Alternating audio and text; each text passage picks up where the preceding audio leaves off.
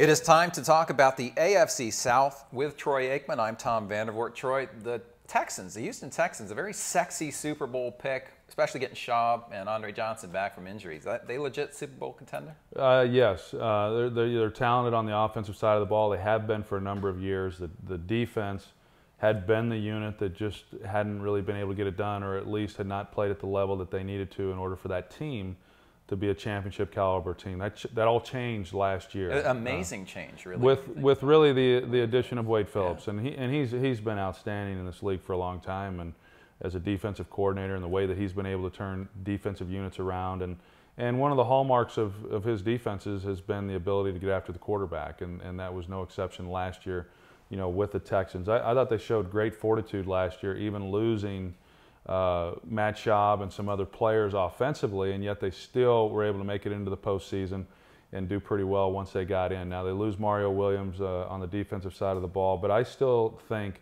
that they're the cream of that division. Any other what would be the one team if you had to pick one of the other three teams? Well, I would say Tennessee of the other teams. I mean, when you look at the Colts or the Jaguars, right. I don't see those teams getting to where they are going to have to get to in order to contend for a division title. So I think it really, if the Texans are not going to be the team to win it, then I think it's going to have to come from the Tennessee Titans. Of course, Jake Locker, a second-year quarterback.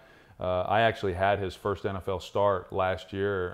Not his start, but when he came in off the bench, I should say, and his first time to play, and he actually did a nice job. And so an off-season will help him, as it will some of these other young quarterbacks that are going into their second season, and we'll get a chance to see, how much improvement he's made over the course of his rookie year. But I still see the Houston Texans running away with this division. Now, obviously, you mentioned the Colts, Andrew Luck, clearly the focus there. I think about a guy coming into the league, and if you were to look at first-year stats of Hall of Fame quarterbacks, yourself included, Peyton Manning, when you look at these interception numbers and you're like, dang, man, not obviously pretty. It's not. So what should fans be looking for? Like, what is Andrew Luck going to accomplish in that first year if it's not great stats, if it's not a winning record? What's he going to accomplish that's going to say to a fan, this guy could be that superstar quarterback? Well, I think that what Indianapolis has is they have a blueprint from 15 years ago when Peyton Manning came into the league, and they're able to say, hey, here's how we groomed him, as the #1 pick overall. He played right away, 30 interceptions, I believe, his rookie season, and led the league in interceptions, but yet there was progress as the season progressed. And so when they went into the next year, they really knew that, hey, we've got something here. And I think that this situation for Andrew Luck is very similar, because it's a team that was not very good last year, obviously. That's why he's there. Right. A lot of the veteran players are no longer there. And so they'll watch him progress through the season just like they did Peyton Manning. And you're right, there's going to be a steep learning curve, and there's going to be a lot of bad afternoons. But you just kind of watch it as you move along, and you see that he's not making some of the same mistakes. He's picking up some of the blitzes that maybe he missed earlier in the season, or making some of the throws that he couldn't make, at one time. I've watched him. I think he's going to be an absolute superstar. I mean, I am really high on Andrew Luck. Obviously a smart guy, other than the fact he went to Stanford, and had to compete against my UCLA Bruins.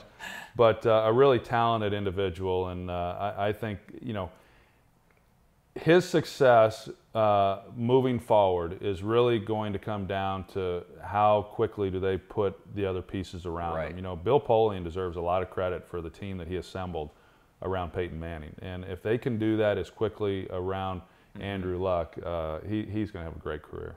And over in Jacksonville, it's the year 2 for Blaine Gabbert. It wasn't the best year last year. There have been a lot of changes over there, including ownership. What's the attitude going into this season for that team? Well, I think there's optimism and excitement with every team, and then you go out in week 1, you get hit in the face, and then some of that enthusiasm kind of goes away. But you're right. There's been change. Time will tell whether that change has been good. But you mentioned the ownership. There hasn't been a lot of consistency, I don't think, in Jacksonville overall. Even though Jack Del Rio was there for a number of years, they had some playoff seasons, but it seems to be a team that they just need to start having a little bit more consistent success and really get that community to kind of rally around them. I think that that's something that they've lacked there in the Jacksonville area that probably has not been a real positive for that football team. But I still believe that this team, I think that they're a few years away before they're going to be contending. Talk about Maurice Jones-Drew. He's holding out at this moment. As we record this, he's holding out.